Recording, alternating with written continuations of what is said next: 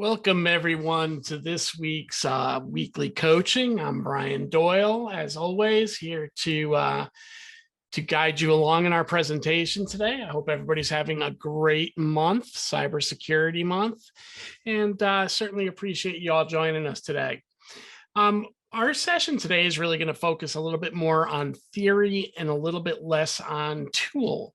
And it's really going to focus on the concept of the Office of vCIO. So before we break into the session today, I just want to throw out there that if you have any questions, please pop them into the Q&A. I'll either get to them during the session today, or if they're a little bit off topic, during our Ask Me Anything session. If you have any other questions, please feel free to drop that into the chat as well. I think we are all set there. I've had some problems with chat in weeks past, but I think we're back in business. So if you have any notes or you just want to say hi, please drop yourself in the chat. But today, what we're going to really focus on is this concept of the Office of vCIO. You know, one of the things that we talk a lot about at vCIO Toolbox is it's difficult to find one resource that can carry the ball and carry the knowledge that needs to be shared from an advisory component for your entire organization. You know, the customer's needs are starting to increase. We've got differing needs around a lot of different technologies. And, you know, really the time for consulting and advisory has kind of come back around. So what the Office of vCIO really does is shows you a way to build a team approach to really delivering your services. And this goes beyond the QBR, but actually offers an opportunity to start really looking at building fractional relationships, either on the vCIO or vCISO side with your customer as well. So, you know, what is the primary vCIO challenge? Let's start with the simple piece there. On the Q&A, let's start with the vCIO challenge. You know, one of the challenges I hear from MSPs that are coming to work with me at vCIO Toolbox, and as they're embarking on their QBR journey, as an example, is that it's tough to find resources to fit the vCIO role. You know, it's kind of a unicorn in our industry to understand both tech and business and then be also affordable, right? You know, obviously we can go out there and find former CIOs, but they usually command quite a price. So what we're really trying to do here is identify where can we find the right resources to do this? And part of what helps it is kind of a team approach to advisory. This is saying that we're going to find somebody to hold that quarterback and vCIO role, but they're not going to be expected to know everything. They're not going to be expected to guide everything. And we need to provide them as an organization support to really help them go out and be that customer advocate they need to be. This will help drive some of the QBR and customer engagement and consistency that's a challenge. What I've seen for folks that are really trying to put the whole vCIO or whole QBR process, I should say in this case, on the vCIO, it's very difficult for them to sustain it long term. As they start getting out to their customers and accruing those action items and getting busy with them, it becomes difficult to get the next meeting set up and the next meeting set up and really keep traction in that process. The other challenge that they run into is not getting the support of their resources so they can get these things turned around in a timely manner. So we're really, you know, going to show you a model today that brings the whole team into the loop. And then another challenge that the vCIO has is getting C-level team, contribution from the client side. If there's not good information for those C-level people, they're not going to keep coming back to the meeting. More importantly, if this is just coming off as a thinly veiled sales call, they're also going to stop attending because they're not really going to be feeling the strength in, you know, in this process. So, and really see the value in the QBR. So, you know, these are some of the challenges that we see vCIOs regularly running into, and that's really what we're going to focus on today. So what is the Office of vCIO? It's really kind of modeled off of, for those of you that have worked in the enterprise, the concept of the enterprise office of CIO that you see there. In the enterprise office of CIO, basically there are leaders that are working with different business units, similar to the way we work with our customers, really helping them guide and implement the programs and technology that they require. Then behind the scenes, they gather the resources they need from the various teams, whether it's IT, operations, or other areas like that to deliver on that. So it really builds what we're going to talk about today, a team approach to the advisory process. It also allows you to get the entire team to understand the landscape of the customer. Too many of our technicians do not have really direct customer involvement outside of maybe a phone call on the help desk or really being on site, but they're not really seeing what the business requirement sitting behind the customer's need is. They're just simply going out there and either fixing the problem or delivering a technology. So one of the things that we want to build into the concept of Office of vCIO is really getting all team members in tune with the key accounts, their needs, and really, when it's done properly, as it says here, it opens up the door for new opportunities. You could potentially expand past the QBR and really start lending some deeper level of advisory services, especially when we start talking about security offerings where compliance as a service or policy generation becomes something that a customer really needs. So inside of the Office of vCIO model, the lead does a couple different things. These are kind of the players that make up the team. You got to have a vCIO. That can be a lead that combines both business and tech. It's going to help drive the oversight of the account, be an advocate, and help do the budget building process. Now, this can still be an account manager-led vCIO. By no means am I saying we need to change it up. But if it is an account manager-led vCIO process where they really just understand more around the business and sales side of things, we got to make sure that we're supplementing them and giving them the resources they need to answer the customer's questions top to bottom. So, when I start looking at where you're going to bring in your engineer and technical teams, one, it's obviously to do those gap assessments and really help them drive stack alignment by identifying where there might be missing pieces, but also to support any questions that come from the customer about new technologies required or new applications they're bringing into the system, and really give them that lead engineering type person to support the vCIO and act as part of the voice of your company back to the customer. We're starting to see a deeper need for a vCISO role within the MSP space. And the customer already kind of expects you to be in that role. So we need to have somebody that's kind of focusing on security and compliance and conveying where security and compliance needs might exist back to the customer themselves. So really helping, give that vCIO the information they require to really drive that conversation. Another thing that's needed is the executive level team. Now, one of the most common failings I see in these when an MSP goes into the QBR process, the engineer or the executive team comes in, maybe they even join us in a ramp camp, but they're not supporting that process long term. If all of a sudden we run into a situation where vCIOs can't get engineers to engage with them to get these assessments done, that's where an executive level person needs to step in internally and drive the importance of those gap analyses to really, lending to this model. Also, there's times where there's issues with a customer that just needs that next level of escalation past the vCIO, and that's where we need the executive level person as well. And of course, there's just C-level relationship building. Most people that are in leadership positions want to talk to the leaders of their vendors they work with as well. So executives can really contribute to that conversation. So these are kind of the four primary pillars of the Office of vCIO model, and they're really meant to reinforce the vCIO who acts as the quarterback in this process. So why do we build this Office of vCIO concept? It's really simple. It's another way to stay closer to our customer.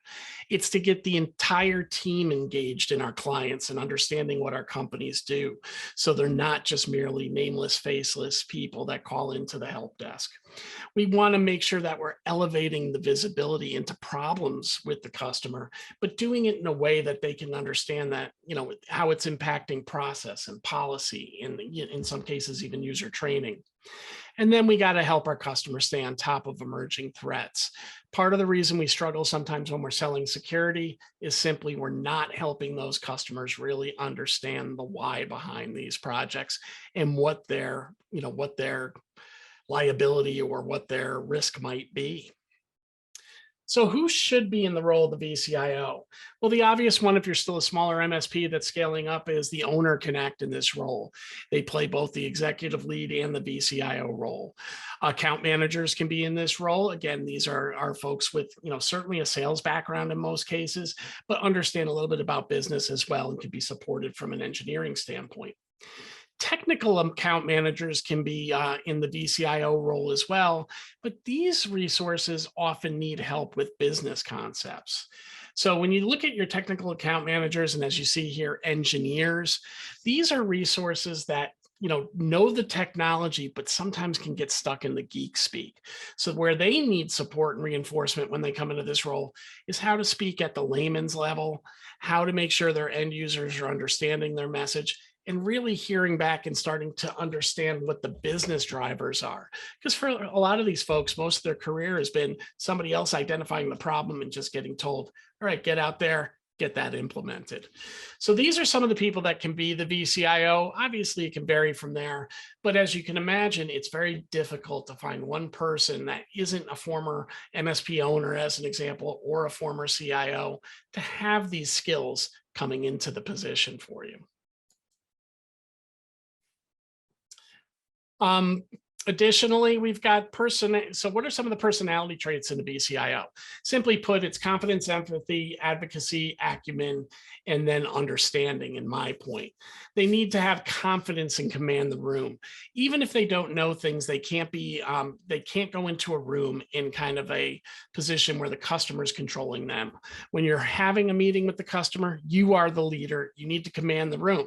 Now, that doesn't mean be bossy, of course, but we want to make sure that the resource that comes in there is not intimidated by stature or title. We want them to be able to convey a message to that leadership team and have that leadership team agree with them. So we need to make sure that that this person is not somebody that's kind of in awe of people in high places.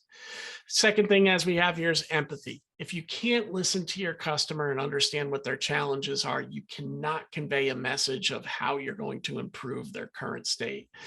And in the vCIO role, that's really what you're trying to do, is be that leader conveying those messages.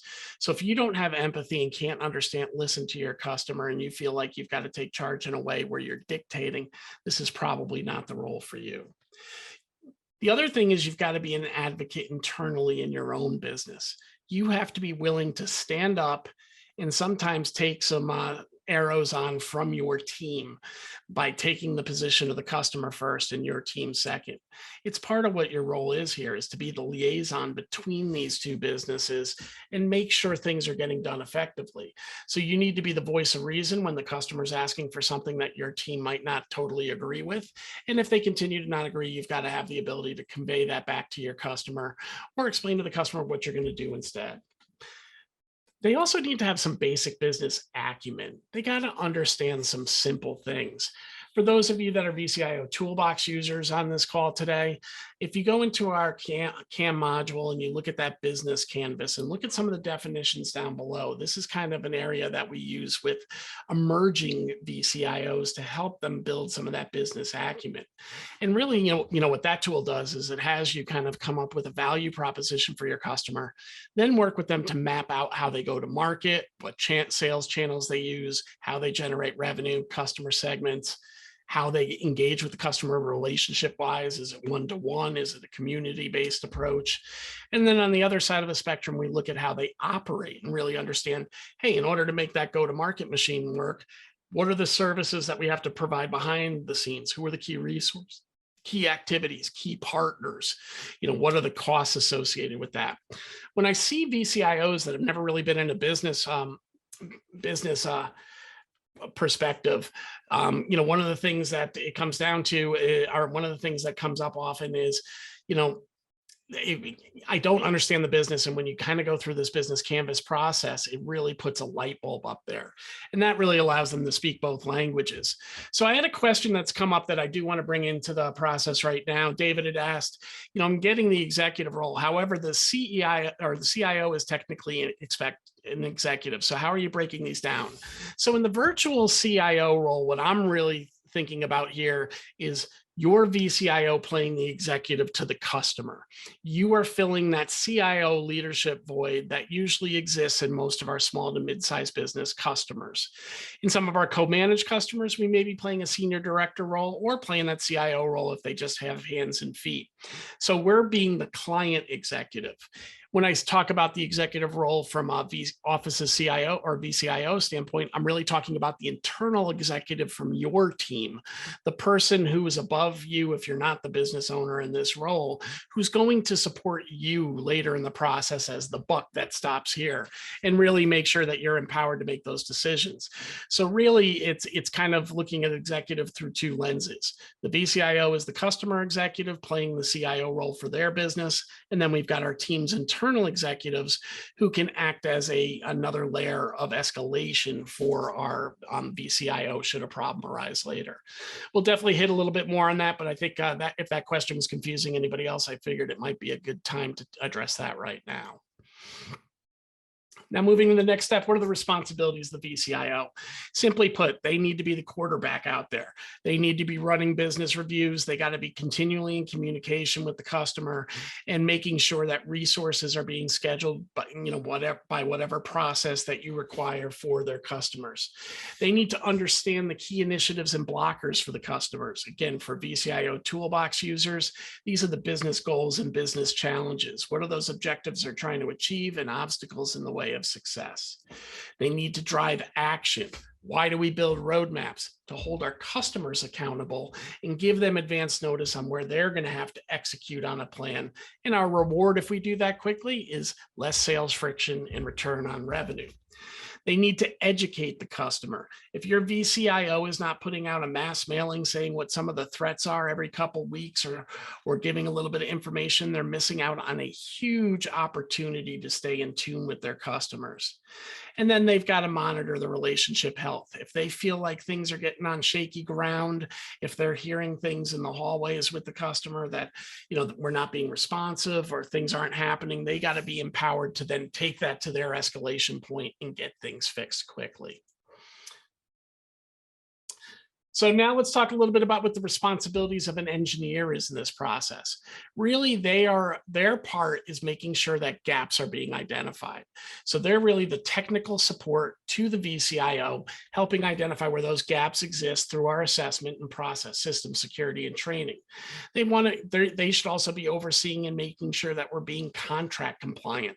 By contract compliant, that means the T's and C's you put in your contract, you're actually doing those things. If you say you're doing test restores monthly, they're tracking whether or not that's really happening, but really making sure you're doing the things you commit to with your customers so you don't open yourself up to any risk internally. They need to bring big issues to the vCIO or management before they become a big problem. If they're seeing trends coming into the help desk or they know there's systems that just aren't operating adequately, they can't just continue to fix that. They need to step up and really make sure that that's communicated to the team. If they see areas of standardization that have been missed, they know that there's assets that haven't yet been replaced in that environment that are, being a bit of a trouble source and don't match your standard. They got to bring that to the vCIO's attention. And as we said before, as they identify those trends in the client, they really have to make sure that they're bringing them forth to the forefront within the organization. Now, what's in it for the engineer? Because one of the challenges I see often is the engineers look at this as busy work, right? They already had a full-time job. Now we're coming at them with these assessments, and that feels like it could be something that, it's like being put in the penalty box, right? I've got this task that can feel a little bit tedious at times. And, what does this really mean to me in my career? I've said it to many of you, the assessment is the tail that wags the dog. If we don't identify where the gaps are, we can't then identify where the projects need to be in the roadmap. We can't give our customers a concrete budget. In return, we can't remove the sales friction to sell things faster or sell more of it, which then of course brings revenue back into our business and continues to pay everybody on the team the paycheck. I call it the circle of life. So we need to make sure the engineers understand how vital a role they play in that, and then let them know where their career can go from here. So those that are supporting a vCIO, they have, a couple different paths they can take in their career. And this can potentially be a stepping stone for those that want to get into executive leadership.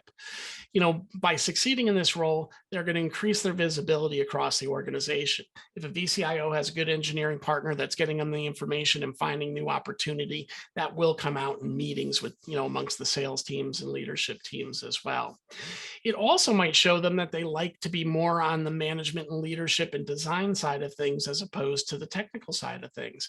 So it gives them an opportunity to see a little bit more about what side of that, side there is of that business looks like, and then they can decide if they want to be long-term an individual contributor or potentially a leader. And if we slow this process down and don't show these guys these career stepping stones, this is where we ultimately have issues with retaining engineers. And as we know, if we're not really looking at the professional development of all of our valued employees today, there's a good chance a new opportunity is going to pop up with the competitiveness out in the marketplace, and they'll find something else. So it's really on us to continue to build out that career. And this for the engineers could be a stepping stone into a career path they hadn't considered before. Now, let's shift gears here and talk a little bit about the need for vCISOs. The industry, as we all know, is shifting to a security-first focus. We're seeing more and more of the applications out in the cloud. We're seeing a proliferation of cloud monitoring tools now to go with our traditional RMMs. There's just a lot of concern of what's going on both externally and internally for our customers. And with that being part of the equation, the other part is there's just new threats coming out every single day, right? So if I'm an MSP today, I'm certainly looking at how I want to build more security services into my business, but there's a need for a vCISO to kind of look at the governance of all these tools. It's one thing to get your information coming in, but it's another thing to know, are they doing the right things to make sure your customers are either meeting any compliance requirements they have or aren't going to find themselves on the wrong side of a claim if a cyber event occurs. So we really want to make sure that we've got, the need for the vCIO is really to bring some of that security education and then help the engineering and vCIO with security design to make sure that the right tools are in place and frameworks are being leveraged to manage an InfoSec program for your customer. We're also seeing a trend where a lot of the pure play MSPs that are coming to us strictly for GRC are now adding MSP services because they really just look at that as kind of an attached sale. And we're seeing that by going security first, they're building the value in the relationship, and the MSP services are becoming the commoditized drag along for some of those organizations. I've even had a few tell me that they wish they didn't have to do it, but it's something their customers then ultimately required. So if you're an MSS or an MSP that hasn't really started putting a security focus on, this is something you should probably work on quickly, as more and more the security is, side of life is going to drive what's happening to the traditional operational side. And this is, an area where we're seeing a need for vCISOs as well. And it's definitely an area that's going to grow within the customer requirements as more and more challenges come with cyber liability insurance, regulatory compliance requirements, all those kind of things. Policy, compliance, and security tools are going to be critical over the next few years in the MSP space. They always have been. Security will never go out of style. The vCISO role is really to be an information source for the customer, help them understand where the risk is. And for those SMBs that don't think it happens to them, help educate them to where it can happen. You guys, I'm sure, have all heard the customer that's told you, hey, it's never going to happen to me. Nobody cares about my network. But that's the whole point of CIS implementation group number one. It's to help it's to help end user customers protect themselves from non-targeted attacks. Because the reality is, the hackers are just looking for open ports. They don't care who it belongs to. But if they can find that open port, they may drop in ransomware. They might do some other hack. You're all of a sudden you are the victim. So if you don't think it's going to happen to you, it's probably an if-then question. Everybody in this call, I'm sure, knows that. But your vCISO's got to help convey some of that message. Customers need that education, and that really goes hand in hand with what I was just saying. They don't have the capabilities to really, really understand what are they really facing. Yet they know that what the outcomes can be. And, I go back to what I said earlier. They already expect it from you. If you are their MSP and you are the only person helping with them IT, they think you're already doing everything you're supposed to be doing from a security level. And as you all know, not everybody's adopted your stack yet. So you aren't doing everything, but the expectation is there. So we really need to make sure that somebody's out there educating that to the customer. Now we'll kind of close out today with the executive role. The executive role is really, and again, the difference from the vCIO, who is absolutely an executive position to the customer. What we're really talking about here is internally where your executive team should be playing within the relationship. They've got to be the ultimate buck stops here source. And they've got to empower their vCIO to be able to make a lot of those decisions before it even gets to them. But if not, you need somebody in this role that can make an ultimate decision and spend the money that might be required to solve a customer problem. They need to be an escalation point for the vCIO team internally as well. If using that example I mentioned earlier, if the vCIO is not getting engineering support, your executive sponsor really needs to come in and push that with whoever the manager is or the resource themselves on that. So that side. Same from a standpoint of the vCIO. If the executive resource looks at the reports and sees the vCIO is not staying on track, they got to jump in there and make sure that that gets escalated and meetings start happening again or new resources brought in. And they also need to be an executive to executive liaison, especially in larger, and that should say companies there. What I mean by that is, back when I was, an MSP, we had a lot of mid-tier customers. And one of the things that we saw is those executives liked to work with executives only. So we would schedule an annual meeting each year where we would go in and have, in our case, it was a true dinner, the old Fleming Steakhouse or whatever your large one of your choice is. And we would have a dinner where we would really just talk about life, then ultimately learn a little bit more about their business, but really let the executives get to know one another. And in doing that, oftentimes things that are held close to the vest by their team internally are freely spoken over that dinner table. I'm a big proponent, guys, with my key clients of doing lunch and doing dinner all the time, because you really need to get to know these people on a personal relationship to get them to speak freely about what's upcoming and be an ally in your corner. And one of the best ways to do that is to bring in your heavy hitter, if it's not you as the vCIO owner, into those meetings as well, so they can, really feel that they're valued by your organization. So that's really the concept of the Office of vCIO. It's really a team-based approach to getting QBRs done, but hopefully expanding the relationship and getting more people on your team to really understand what's going on outside your four walls, outside the customer's technology, and with them organizationally. With that said, I'm going to open up the floor for Q&A now. This is a typical Ask Me Anything session. So, it doesn't have to be about the Office of vCIO role. And stay tuned. We're going to break down each one of these roles in upcoming sessions during our weekly coaching. For those that were asking about the recording, as always, will go into the university section inside the platform, but I'll make sure that a copy of this gets out to your teams as well. I've got a side question today, a little bit about run through on the Microsoft tenant. I will definitely make sure that we spend one of our trainings. Maybe I'll make that next week's training just focused on the Microsoft tenant. But Will, I know you and I were supposed to meet up before too. So let's try to find some time that you and I can take a look at this as well and make sure that there's not something simple that we're missing. But absolutely, we can do a coaching session on that. And guys, we want your ideas. Let us know what you want to learn more about. I struggle some weeks to find a new topic. So, please, send us what your challenges are. We want to help. And that's really what this is about here. With that said, I want to thank everybody for joining us today. I haven't seen really any more questions in. I really appreciate that. Yeah, Will, if you're free now, I will send out a Zoom link in just a moment, not to cut on everybody else here, but we'll definitely get that done. And for everybody else, we'll be back here next Wednesday or next Tuesday. Look forward to seeing you all then, and hope we can share some good information with you at that point. Thanks for attending today, and we look forward to seeing you again next week.